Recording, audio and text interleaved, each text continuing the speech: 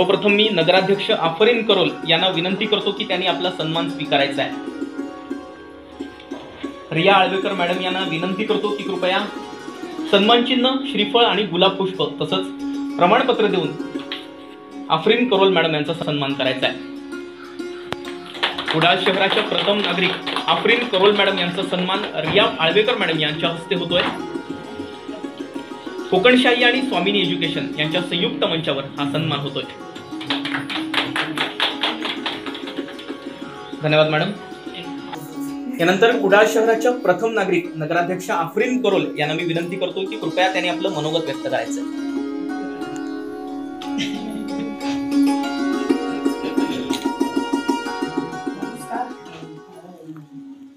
प्रथम महाराष्ट्राचं आराध्य दैवत छत्रपती शिवाजी महाराज यांना मी वंदन करते।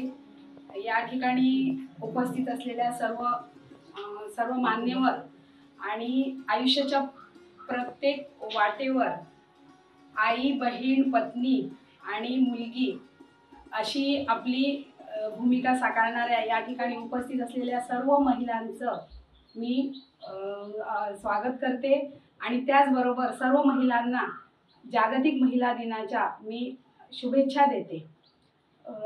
अमेरिकेतील ज्या महिलांनी 8 मार्च 1908 रोजी आपल्या हक्कांसाठी जो लढा पुकारला, तर तो दिवस म्हणून आज हा आपण जागतिक महिला दिन म्हणून साजरा केला जातो।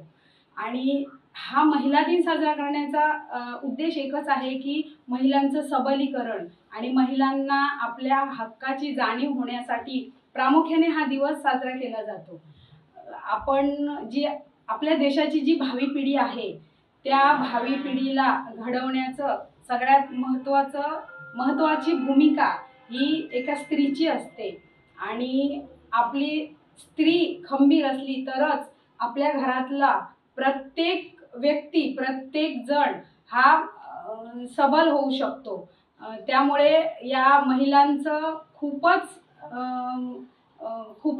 चांगली भूमिका ह्या आपल्या आयुष्यात त्या पार पाडत असतात। परत एकदा कोकणशाही आणि स्वामिनी एज्युकेशन यांच्या संयुक्त विद्यमाने आजचा जो महिलांच्या सन्मानाचा जो हा कार्यक्रम आहे त्याला मी शुभेच्छा देते। नेहमीच कोकणशाही हे विविध उपक्रम राबवून अशा समाजातील प्रत्येक स्तरातील व्यक्तींचा आदर आणि सत्कार करत असते।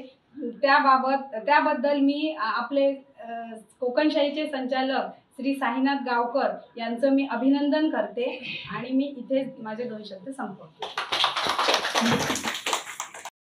असे नवनवीन व्हिडिओ पाहण्यासाठी कोकणशाहीचं YouTube चॅनल सबस्क्राईब करा व बेल बटन प्रेस करा। तसेच फेसबुक पेज लाईक करा आणि इंस्टाग्राम पेज व ट्विटर पेजला फॉलो करायला विसरू नका।